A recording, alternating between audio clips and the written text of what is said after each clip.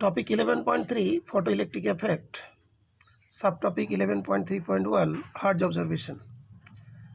तो ये जो हर्ट्ज ऑब्जर्वेशन में हम लोग ये चीज़ पढ़ेंगे कि इलेक्ट्रोमैग्नेटिक वेव एक्सपेरिमेंट से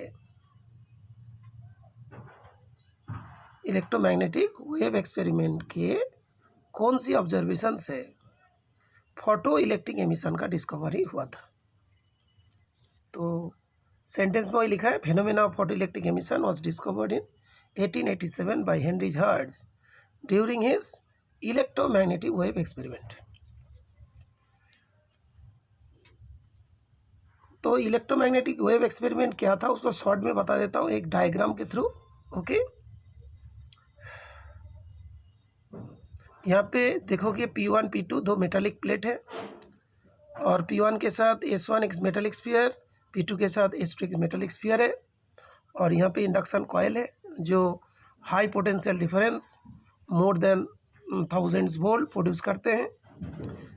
जब भी यहाँ पे इंडक्शन कॉइल ज्वाइन किया जाता है तब यहाँ पे स्पार्क प्रोड्यूस होती है और यहाँ पे एक मेटल डिटेक्टर होता है, ओके, जिसको रिसीवर भी कहते हैं।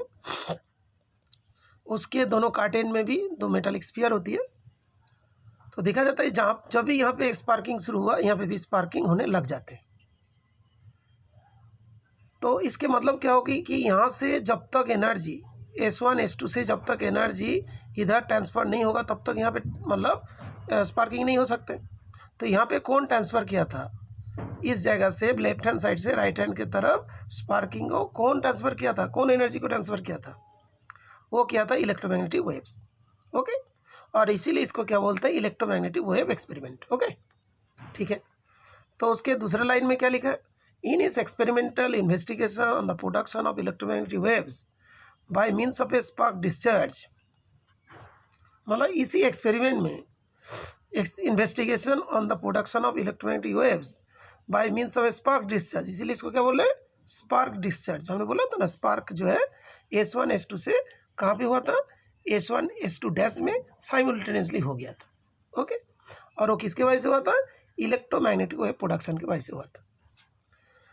तो इसी एक्सपेरिमेंट में hertz observe that high voltage parts across the detector loop, वो जो था ना S1 डैश S2 डैश, वो क्या था, डिटेक्टर लूप था, वाज एनहांस्ड। वहाँ पे स्पार्क इंक्रीज हुआ when emitter plate was illuminated by ultraviolet light from an arc lamp. तो अभी उसमें जब उस प्लेट में सपोज हम लोग मान लेते हैं कि इस प्लेट में जब अल्ट्रावायोलेट रेज से इल्यूमिनेट किया तब देखा यहाँ से स्पार्किंग ज़्यादा हो गया। तो स्पार्किंग ज़्यादा हो रहा है, इसके मतलब जरूर S1 में ज़्यादा इलेक्ट्रॉन प्रोड्यूस हो रही है। तब जाके ये कंक्लूजन हुआ था कि जब हाई एनर्जी, जब मतलब लाइट कोई प्लेट में इंसिडेंट करते हैं तब क्या होता है, वहाँ पे जो इलेक्ट्रॉन एमिट होने लगते हैं और इलेक्ट्रॉन को एमिट होने के लिए क्या होता है, लाइट से उसने एक्स्ट्रा एनर्जी एब्जॉर्ब करते हैं।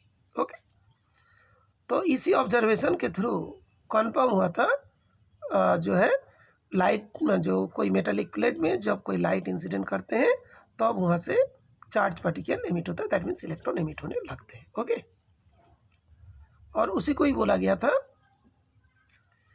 Photo electric emission. तो इसके मतलब ये जो पूरा वाला एक्सपेरिमेंट था इसका नाम था इलेक्ट्रोमैग्नेटिक वेव एक्सपेरिमेंट। और उसी एक्सपेरिमेंट में जब कोई प्लेट के ऊपर अल्ट्रावायोलेट रेज इंसिडेंट कराया गया था तब यहाँ पे स्पार्किंग एनहांस हो गया था।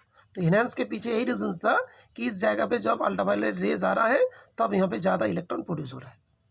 ओके, तो उसी को ही बोला जाता था फोटो इलेक्ट्रिक एमिशन। ओके, उसके नेक्स्ट पैरा में हम लोग का दिया है light shining on the metal surface some facilitate the escape of free charge particles, जिसको हम लोग बोलते हैं अभी electrons. When light falls on a metal surface some electrons near the surface absorb enough energy from the incident radiation to overcome the attraction of positive ions in the material of the surface। तो जैसे वहाँ से electron out होगा तो वहाँ पे positive ion बनेंगी, तो फर्दर इलेक्ट्रॉन को तो जाने नहीं देगा, पॉजिटिव आयन उसे पुल करेंगे।